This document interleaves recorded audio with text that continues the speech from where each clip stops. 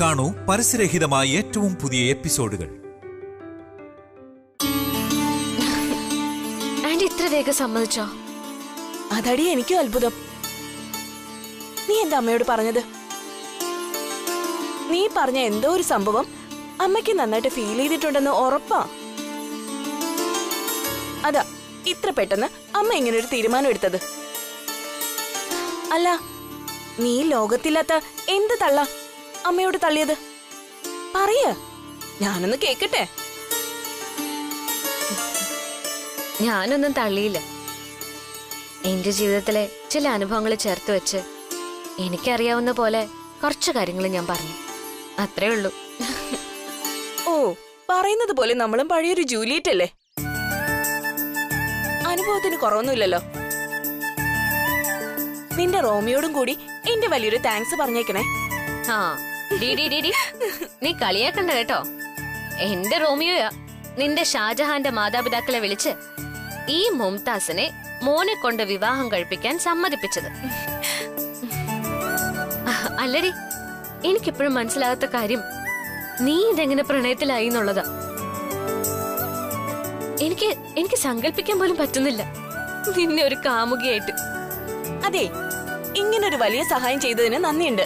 പക്ഷേ എന്നെ കളിയാക്കി നീ അങ്ങ് സ്കോർ ചെയ്യണ്ട. നീരേറ്റ് കോളനിയിലെ സരോജാമ്മയുടെ മകൾ ശ്രീലക്ഷ്മിക്ക് പ്രണയമൊക്കെ ആവാമെങ്കിൽ അതേ നീരേറ്റ് കോളനിയിലെ പത്മിനിയുടെ മകൾക്കും പ്രണയമൊക്കെ ആവാം. പിന്നെ ആകെയുള്ളൊരു വ്യത്യാസം എന്താന്ന് വെച്ചാല്, രവി സാർ നിന്നോട് ഇഷ്ടം പറഞ്ഞത് ഹെലികോപ്റ്ററിൽ വെച്ച്, എന്റെ പാവ രാജകുമാരൻ എന്നോട് ഇഷ്ടം പറഞ്ഞത് ഒരു പെരുവഴിയിൽ വെച്ചാണെന്നുള്ള ഒരു വ്യത്യാസം മാത്രമേ ഉള്ളൂ. പറന്നു പൊങ്ങാനുള്ള പാങ്ങൊന്നും നമ്മുടെ ബഡ്ജറ്റിൽ ഇല്ല മോളെ.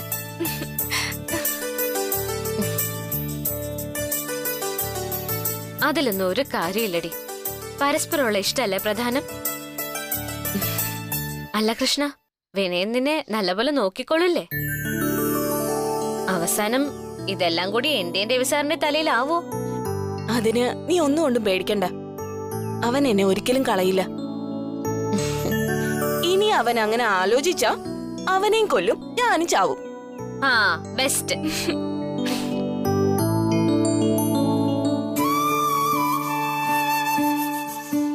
ഞാൻ തമാശയ്ക്ക് പറഞ്ഞതാണെങ്കിലും എനിക്ക് ഉറപ്പുണ്ട്, അവൻ എന്നെ മറന്നൊരു ജീവിതം ഇല്ലടി. അതവന്റെ ഓരോ വാക്കിലും ഞാൻ ശ്രദ്ധിച്ചിട്ടുണ്ട്. എനിക്കും അങ്ങനെ തന്നെയാ.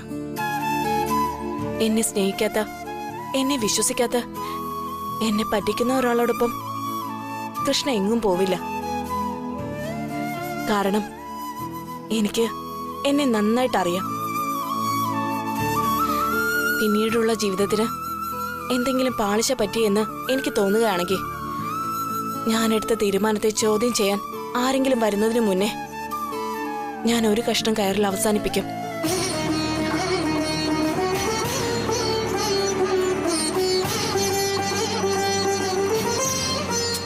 മതി മതി മതി, എനിക്ക് മനസ്സിലായി. മാനം മുട്ടെ പടർന്ന് പന്തലിച്ച് കിടക്കുക നിങ്ങളുടെ പ്രേമൊന്ന്.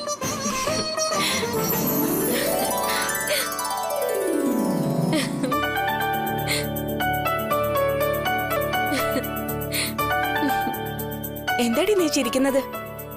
അല്ല, ഞാൻ പണ്ട് എന്റെയും സാറിന്റെയും പ്രേമത്തെ പറ്റി പറയുമ്പോ എന്തായിരുന്നു നിന്റെ ഡയലോഗും റിയാക്ഷനും ഉപദേശവും ഒക്കെ? ഇപ്പൊ കണ്ടില്ലേ, വാ തോരാതെ അതിനെപ്പറ്റി പറഞ്ഞുകൊണ്ടിരിക്കുന്ന. ഇപ്പൊ മനസ്സിലായോ നിനക്ക് ഞാനെന്ന് പറഞ്ഞത് എന്താന്ന്? ഇപ്പോ ശരിക്കും മനസ്സിലായി വരുന്നുണ്ട്. പ്രേമമാണ് അഖിലസാരമൊഴിയിൽ എന്ന് പറയുന്നത് വെറുതെ അല്ല.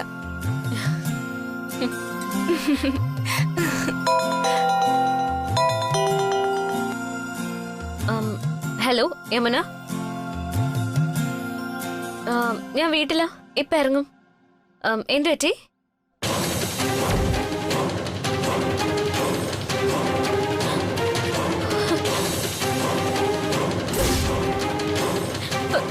ഞാനിപ്പോ വരാം. കൃഷ്ണ, എന്താടി, എന്തെങ്കിലും പ്രശ്നമുണ്ടോ? എടി, അവിടെ വീട്ടിലെന്തോ പ്രശ്നമുണ്ടായി. അമ്മയ്ക്ക് വയ്യാതായിന്ന്. അയ്യോ, ഞാൻ വേഗം അങ്ങോട്ട് ചെല്ലട്ടെ. എത്തിയിട്ട് ഞാൻ വിളിക്കാം.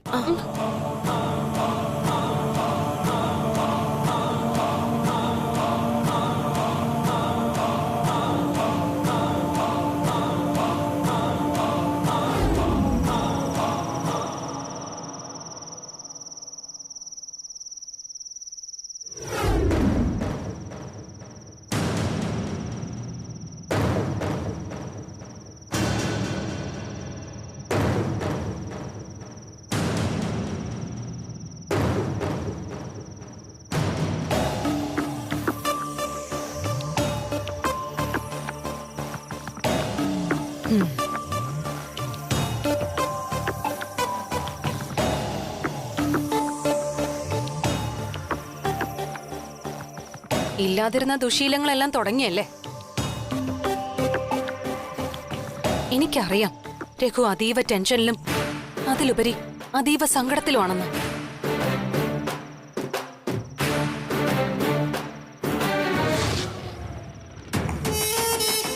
രഘു നിക്ക്. എനിക്ക് കുറച്ച് കാര്യങ്ങൾ പറയാനുണ്ട് ഒരു ഭാര്യ എന്ന നിലയിൽ. അതൊരു ഭർത്താവായി നിന്ന് രഘു കേൾക്കണം പ്ലീസ്. എന്താന്ന് വെച്ചാ പറഞ്ഞു തുലയ്ക്ക്. രഘുവിന് ആരോടാണ് ഈ ദേഷ്യം എന്ന് അറിഞ്ഞാ കൊള്ളാം. ഇതിനെല്ലാം കാരണക്കാരി ഞാനാണ്, സമ്മതിക്കുന്നു. പക്ഷെ രഘു മനസ്സിലാക്കേണ്ട ഒരു കാര്യമുണ്ട്, ഞാൻ എല്ലാത്തിനും ഒരു കാരണക്കാരി മാത്രമായിരുന്നു എന്ന്. രഘുവിനൊരു സഹോദരി ഉള്ളതും ഇവരെല്ലാം കൂടി അവളെ ചെറുപ്പത്തിലെ നാട് കടത്തിയ കഥയൊന്നും എനിക്കറിയില്ലായിരുന്നു. അതറിയാമായിരുന്നുവെങ്കിൽ ഒരിക്കലും ഞാൻ ഈ വീതം വെപ്പിനെ കുറിച്ച് സംസാരിക്കുകയും ചെയ്യില്ലായിരുന്നു. എത്ര വലിയ പ്രശ്നം ഉണ്ടായിട്ടാ അവരിതിനൊക്കെ സമ്മതിച്ചു തന്നെ. രാഗസുധ എന്ന കഥാപാത്രം അക്ഷരാർത്ഥത്തിൽ എന്നെ ഞെട്ടിച്ചു കളഞ്ഞു. പക്ഷേ അതിനേക്കാൾ ഞാൻ തകർന്നു പോയത് നിങ്ങളുടെ ചേട്ടന്റെ മനസ്സിലിരിപ്പ് അറിഞ്ഞപ്പോഴായിരുന്നു.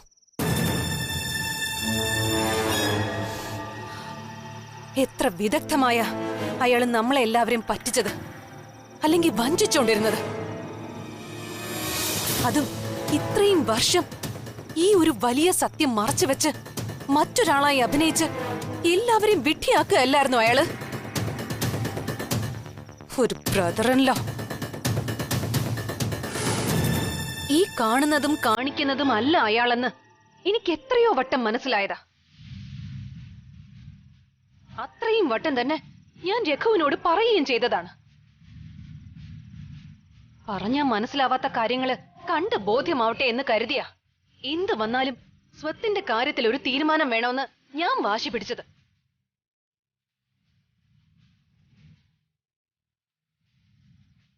രഘുവിന് ചുറ്റും എന്താ നടക്കുന്നതെന്ന് ബോധ്യപ്പെടുത്തി തരാനാ ഞാൻ എന്റെ നാവിനെ അതിന്റെ ഇഷ്ടത്തിനനുസരിച്ച് വളച്ചൊടിച്ചത്. പക്ഷെ എനിക്കതിൽ ഏറ്റവും വിഷമം എന്റെ എല്ലില്ലാത്ത നാവ് കൊണ്ട് ഞാൻ എന്റെ രഘുവിനെ തള്ളി പറഞ്ഞതാ. വലിയൊരു പ്രശ്നത്തിന്റെ അവസാനം മാത്രമേ രഘുവിന് കാര്യങ്ങൾ ബോധ്യമാവുള്ളൂ എന്ന് എനിക്ക് വ്യക്തമായി അറിയായിരുന്നതുകൊണ്ടാ മനസ്സ് കല്ലാക്കി ഞാൻ എന്റെ രഘുവിനെ വേണ്ടാന്ന് പറഞ്ഞത്. രേഖ എന്ന വ്യക്തി എങ്ങനെയായിരുന്നാലും രേഖ എന്ന ഭാര്യയ്ക്ക് രഘു എന്ന ഭർത്താവിനെ വേണം. അതും രവിചന്ദ്രവർമ്മൻ എന്നയാളുടെ തലപ്പൊക്കത്തോടു കൂടി തന്നെ. വന്ന നാള് മുതല് ഞാൻ ഈ വീട്ടിൽ മുഴങ്ങി കേൾക്കുന്ന പേര് രവി രവി രവി. രഘു എന്ന പേര് കേൾക്കുന്നത് വലിയ വലിയ പ്രശ്നങ്ങൾക്കിടയിൽ മാത്രം. അസുഖക്കാരൻ എന്നൊരു മുദ്ര പതിപ്പിച്ച് പലപ്പോഴും എല്ലാവരാലും രഘു തഴയപ്പെടുന്നത് എത്രയോ വട്ടം ഞാൻ കണ്ടിരിക്കുന്നു. രവിചന്ദ്രവർമ്മൻ എന്നയാളുടെ ചിറകിന്റെ മറവിൽ നിന്നും പുറത്തേക്ക് വരണമെന്നും സ്വന്തമായി പറന്നു പൊങ്ങാനുള്ള ടാലന്റ് രഘുവിനുണ്ടെന്നും അതിന് വലിയൊരു ആകാശം രഘുവിന് മുന്നിലുണ്ടെന്നും എത്രയോ തവണ ഞാൻ ഓർമ്മിപ്പിച്ചു. മുന്നിൽ നിന്ന് സത്യം പറഞ്ഞ എന്നെ തട്ടിമാറ്റി രഘു കപട സ്നേഹിയായ രവി എന്നയാളിൽ അഭയം പ്രാപിച്ചു. എന്നെങ്കിലും ഒരു ദിവസം രഘു എല്ലാം അറിയും എന്ന് കരുതി കാത്തിരിക്കുകയായിരുന്നു.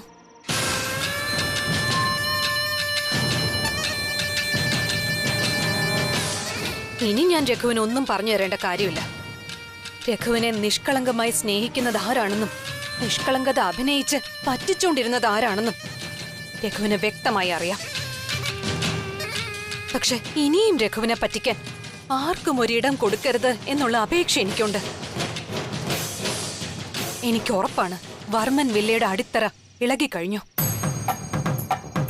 അതിനുള്ള കളികളെല്ലാം അയാൾ ഇതിനോടകം ചെയ്തു വെച്ചിട്ടുണ്ടാവും.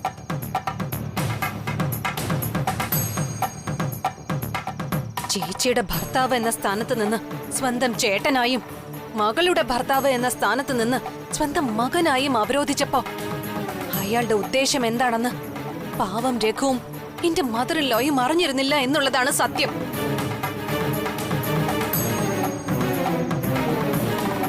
അയാൾക്കുള്ളത് അയാൾക്ക് കൊടുക്കാം രഘു.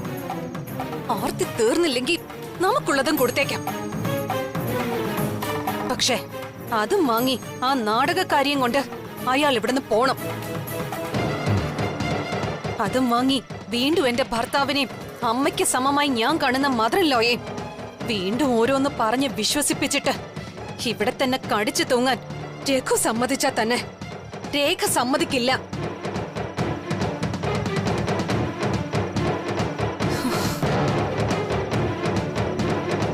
ഇനിയെങ്കിലും ഓരോരുത്തരെയും നമ്മൾ തിരിച്ചറിഞ്ഞില്ലെങ്കിൽ ഈ വീട്ടിൽ കുറെ നല്ല മനുഷ്യർ തമ്മിൽ തല്ലും എന്ന കാര്യത്തിൽ സംശയമുണ്ടോ രഘുവിന്?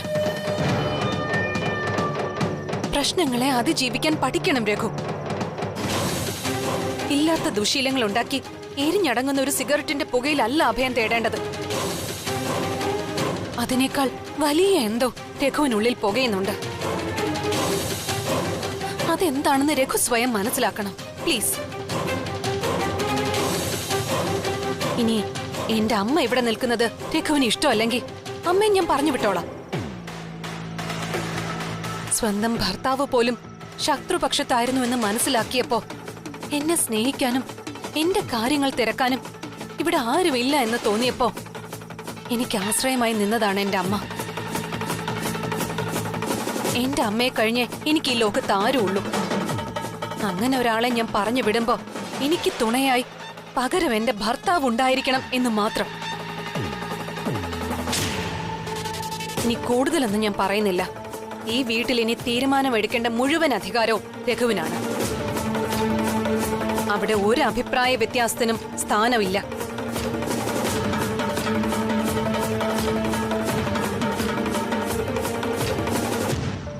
നാളെ നേരം വെളുക്കുമ്പോ രഘു എല്ലാത്തിനും ഒരു തീരുമാനമെടുക്കാൻ. എന്തിനും ഭാര്യയായും കൂട്ടുകാരിയായും വഴികാട്ടിയായും ഞാനുണ്ടാവും ഒപ്പം.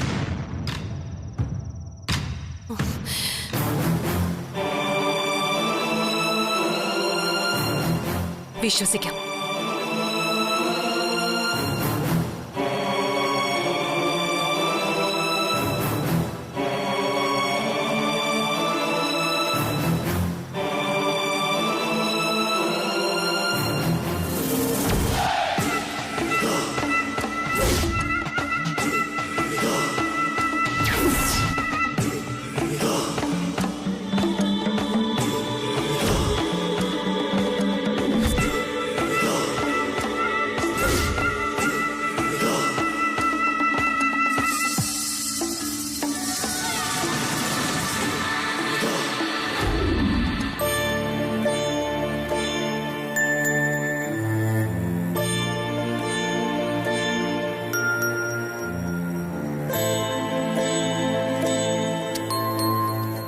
അമ്മേ ദേ ഗുളിക കഴിക്കേ.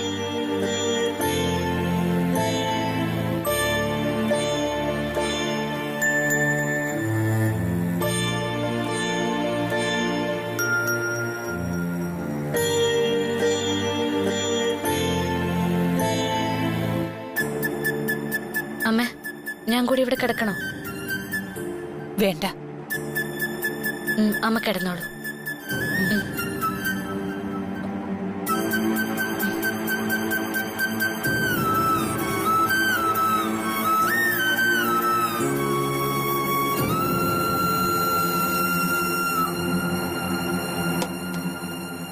എന്താവശ്യമുണ്ടെങ്കിലും അമ്മ വിളിച്ചാ മതി. യമുന, ഇന്നിനി യമുന വീട്ടിൽ പോകണ്ട. ഇടയ്ക്ക് അമ്മയെ വന്നെന്ന് നോക്കണം. ഉം, എന്തെങ്കിലും ഉണ്ടെങ്കിൽ എന്നെയും വിളിക്ക്, ഞാനും കൂടി വരാം. ശരി.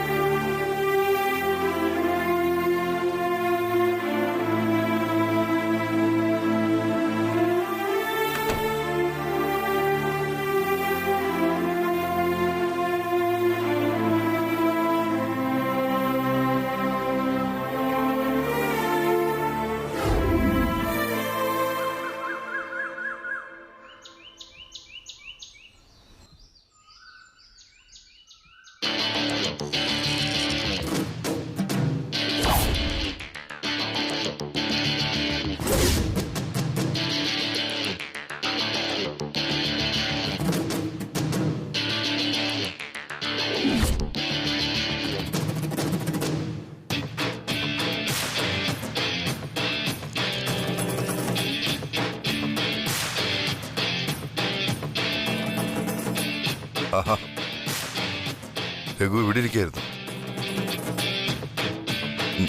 നീ ഇവിടെ ഇരിക്കുന്ന കാര്യം ഞാൻ അറിഞ്ഞില്ല. കാര്യമാണ്, ഞാൻ പിന്നീട് വരാം. ഒന്ന് നിന്നേ. ആ.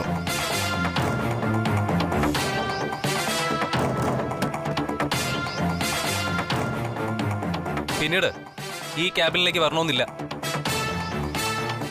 ഇന്നു മുതൽ ഈ സിഒ കസേരയിൽ ഇരിക്കുന്നത് ഞാനാണ്.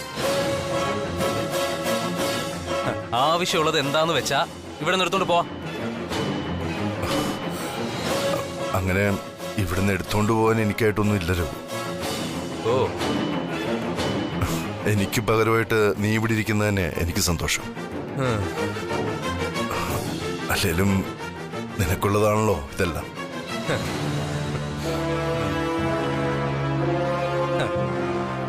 അങ്ങനെ ഒരു ഔദാര്യ വർത്തമാനത്തിൽ എല്ലാം എനിക്ക് വിട്ടു തന്നു എന്നൊരു വൈകാരിക ഭാവം കാണിക്കണ്ട നിങ്ങൾ.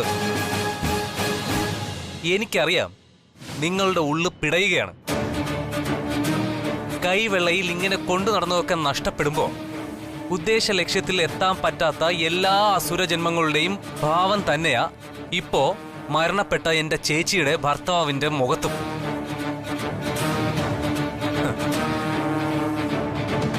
എല്ലാം കാൽ കീഴിൽ വെച്ച് തന്നിട്ട് സ്വയം മാറി നിൽക്കുകയായിരുന്നു ഞാൻ ഇത്രയും കാലവും.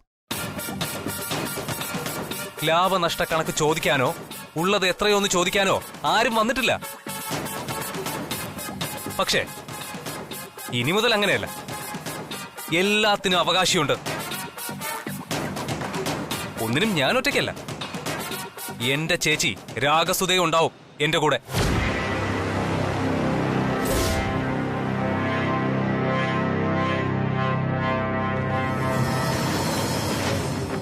സ്വാർത്ഥ താല്പര്യങ്ങൾ കൊണ്ട് നിങ്ങൾ എന്നിൽ നിന്നും മറച്ചു പിടിച്ചിരുന്ന എന്റെ ചേച്ചി,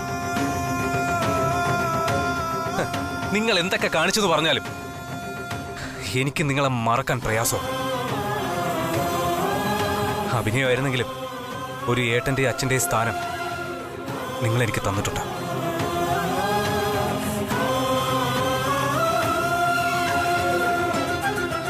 ഞാൻ നിങ്ങളെപ്പോലെ അല്ലാതിരുന്നതുകൊണ്ട് ആ സ്നേഹത്തിൽ ഞാൻ വേറൊന്നും കലർത്തിയിട്ടില്ല. അതുകൊണ്ട് ഇവിടെ നിന്ന് പോകണമെന്ന് തോന്നുന്നത് വരെ നിങ്ങൾക്ക് എന്റെ ക്യാബിനിലിരിക്കാം. ചുരുക്കി പറഞ്ഞ സെക്കൻഡ് ഓപ്ഷൻ പോസ്റ്റ്. ഇത്രയും നാളും നിങ്ങൾ തീരുമാനമെടുക്കും, ഞാൻ അതനുസരിക്കും. ഇനി മുതൽ ഞാൻ തീരുമാനിക്കും, നിങ്ങളതനുസരിക്കും.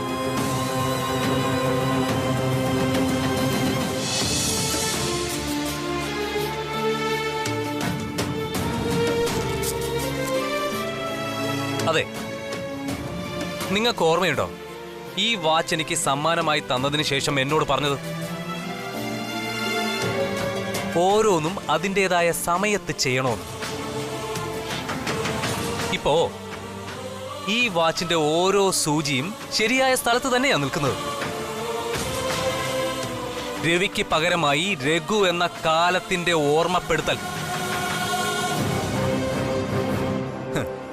ഇപ്പൊ മുതൽ ഈ സൂചി ഓടിത്തുടങ്ങുന്നത് വർമ്മൻ ഗ്രൂപ്പ് എന്ന സാമ്രാജ്യത്തിന്റെ തലവനായ രഘുവിന് വേണ്ടിയാ.